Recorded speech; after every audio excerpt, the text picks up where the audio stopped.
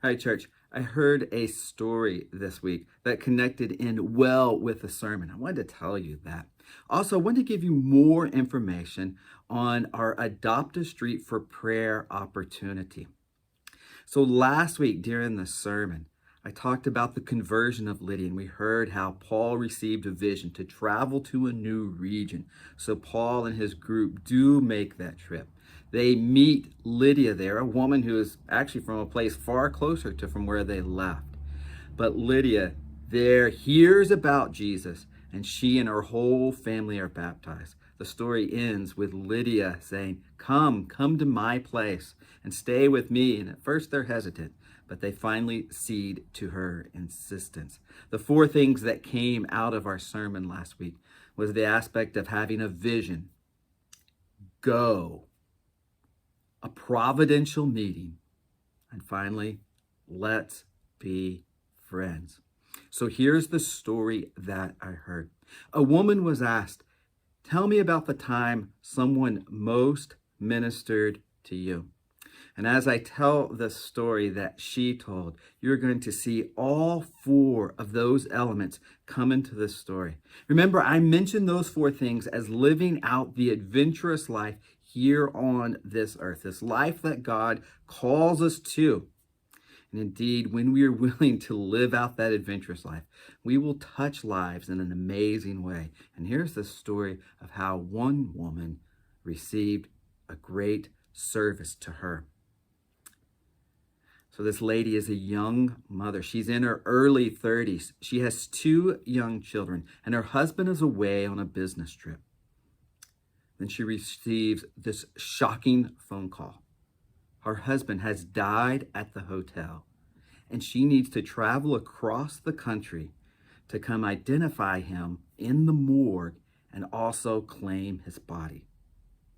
Her whole world in that moment, as you can imagine, is completely turned upside down. She is in utter shock and grief and horror, all of these things coming together. So she hastily makes this trip across country. And as her plane lands, she gets into a taxi. She shows the address to the taxi driver. And the taxi driver says nothing to her and drives her there. She arrives at the city morgue. She gets out, goes inside, and then has to go through the process of seeing her husband's body. And as they pull the sheet back over his face, her whole self begins to fade away. She just simply begins to collapse physically in the moment. And as she begins to collapse, the taxi driver is there to support her in the back, giving her a little bit of water. And the woman says, that is the time in my life when I was most ministered to. And as we think of the story from the taxi driver's perspective, a woman gets into his cab.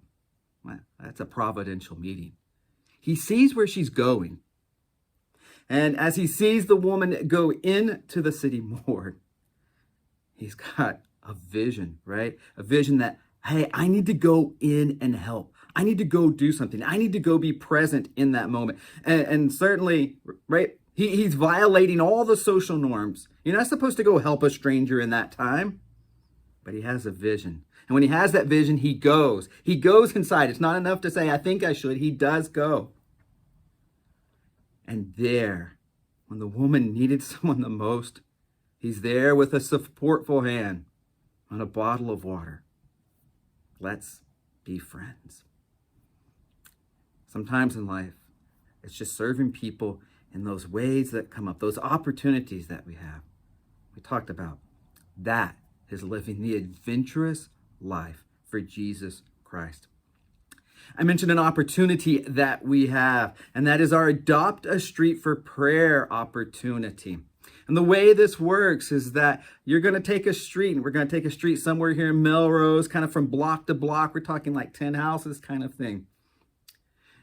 And you're going to commit to pray for those households through the end of the year. So through 2022, another 7 months or so.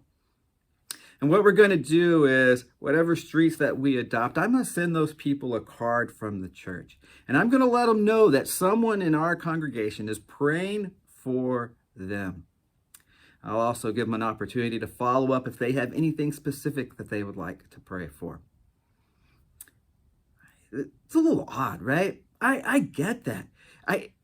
Have you ever received something like that from a church? I certainly haven't. I haven't. Because it's a little strange. And we're violating a little bit of social norms. Seems like we're maybe getting a little too personal. Like maybe someone doesn't want to be prayed for. We're going to pray for them anyway. So I hope that you will take up that opportunity and say, yeah, I'll be a part of that. Let me know. Let Marjorie know, who runs our prayer team, and she does a great job running our prayer team. So you can let me know. You can let Marjorie know. I know that both of us are excited about this opportunity. And so maybe if you live in Melrose, you want to pick out a street that maybe you walk on, maybe your neighborhood. You can decide. Maybe you want to pick out a different street. It's fine. If you're like, hey, I know I want to do it, but I don't know which street, let me know. We will find a street for you. And maybe you're like, I'm never in Melrose. I just come in on Sundays. Hey, we've got the solution for that too, right? It's Google Maps. We'll get you set up so that you can use the Google Maps where you can literally go up and down the street looking at the houses. I know that seems a little bit like, hey, we're peering in too much using Google Maps to look at houses. But if we're going to pray for them, we'll do that.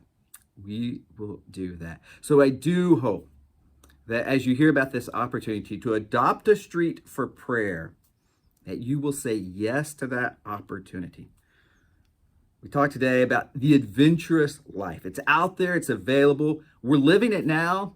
I'm giving you an opportunity, I think, maybe to live it a little more. So I hope that you will take me up on that.